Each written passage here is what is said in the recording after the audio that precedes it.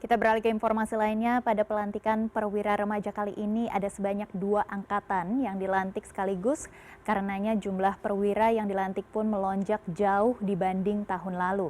Namun demikian, banyaknya perwira muda ini juga menyimpan potensi masalah di masa yang akan datang. Letnan 2 Korps Ajudan Jenderal Bisyarah Salsabila mengukir sejarah baru. Inilah untuk pertama kalinya seorang perempuan berhasil meraih prestasi tertinggi lulusan Akademi Militer TNI Angkatan Darat, yaitu Adi Makayasa. Padahal, ia sama sekali bukan dari keluarga militer. Menurut saya ini merupakan suatu kebanggaan untuk saya karena sebelumnya memang keluarga saya belum ada yang menjadi tentara seperti saya, dan ini merupakan kehormatan bagi saya telah diberi penghargaan langsung oleh Bapak Kasat dan Gubernur Akademi Militer.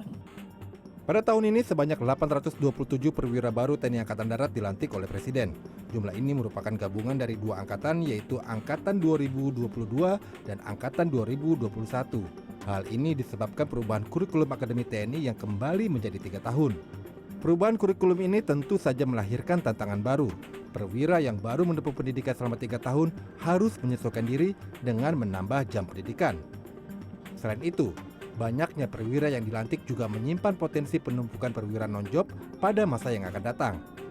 Namun demikian, Kepala Staf Angkatan Darat menyebut jumlah personel TNI AD saat ini justru masih kurang. Menurut data saat ini kebutuhan perwira TNI dari pangkat Letnan 2 hingga Letkol masih kurang.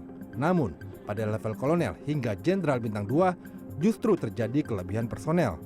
Penambahan perwira juga dibutuhkan karena adanya pemekaran organisasi TNI Angkatan Darat seperti pembentukan Kodam baru serta pembentukan Batalion Teritorial Pembangunan.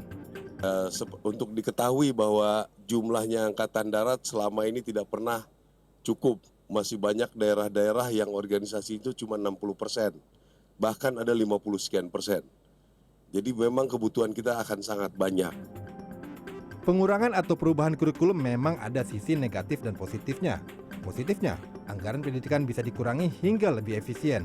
Namun demikian, kelebihan perwira di masa depan juga menjadi beban bagi organisasi. Anggaran belanja pegawai akan membengkak yang ujungnya akan mengganggu anggaran lainnya seperti operasional, perawatan, dan modernisasi. Karena itu, TNI harus bisa memformulasikan perjalanan karir prajuritnya sehingga sesuai dengan tugas pokok dan menghindari penumpukan perwira. Ketika kita bicara ini, kan mereka pertama adalah masa dinas wajib ya. Masa dinas wajib kan 10 tahun. Baru kemudian kan lanjut gitu. Jadi bagi saya nanti di 10 tahun awal itu menjadi penting untuk menyaring gitu ya. Jadi kalau memang tidak perform, ya udah dikasih pilihan aja, langsung pensiun dini. Jadi tidak perlu diperpanjang, tidak langsung otomatis mainnya. Jadi kita memang menyaring gitu ya, menyaring yang namanya TNI, yaitu memang orang-orang yang terpilih gitu untuk mendapat karir-karir lanjutan.